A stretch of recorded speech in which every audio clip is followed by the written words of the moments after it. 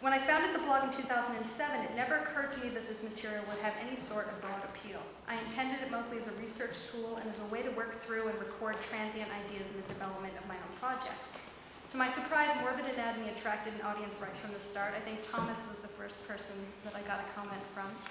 Anatomical Venuses, moulage, pathological collections, antique medical illustration, and other artifacts of the marvelous are the objects that I am drawn to and which I have found drawn the most interest in my readership.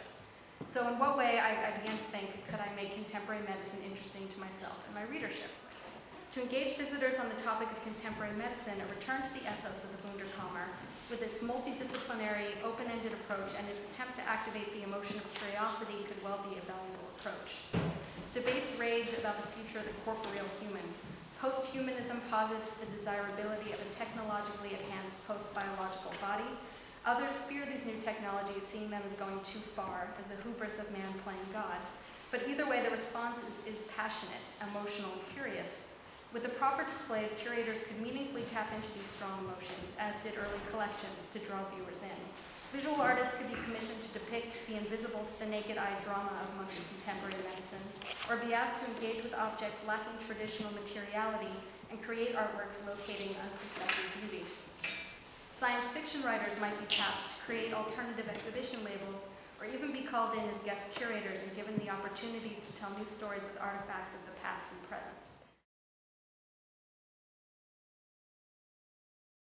Particularly in discussions in science centers, is you get a lot of discussion about what educational value an exhibition might have. Very little discussion of a concept like wonder. It's not just the wonder, its curiosity is slightly different because there's intimacy. One thing that was so wonderful about the original Cabinets of Curiosity was their categorization. That was one of their purposes. And so what maybe we should be doing in modern medical museums is treating our objects more for their polysemy, their many meanings. And this would be one way to bring in the art, to let people be curious. How many different ways could you exhibit one object? And there's always a kind of feeling around something like homeopathy, that you put a historical object, something related to that, try and explain the history of it. And there's a feeling, a kind of almost an obligation to say, but you do understand that this is scientific nonsense, that it couldn't possibly work the way they say it. How do you think that a kind of, like a curiosity-driven, the cabinet approach can kind of help us deal with understanding kind of histories of alternative kind of treatment, things that are considered generally to be scientifically quite bad? What's lovely about the Cabinet of Curiosity, the Wonder Room model, is that the viewer, the participant, brings their own reading. The objects are allowed to evoke. Objects should be, even if they don't tell a narrative, they should evoke a response and speak, and they do speak.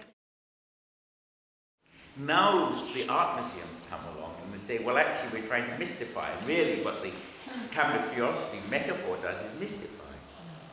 And there is a real Kulturkampf between those people whose ambition is to mystify and those people whose ambition it is to demystify. So the sense in which, if to use your terms, mystification is bad, it is a response to the destabilization of authorities of all kinds. Since the 80s to use wonder, amazement, all that kind of rhetoric. And I think the reason, historically, why these Wunderkammers come into focus is because of postmodern theory. Now the internet obviously has killed all that, because you can Google anything and find an image of, so you don't have that kind of curiosity, what is this thing, because you can easily find out.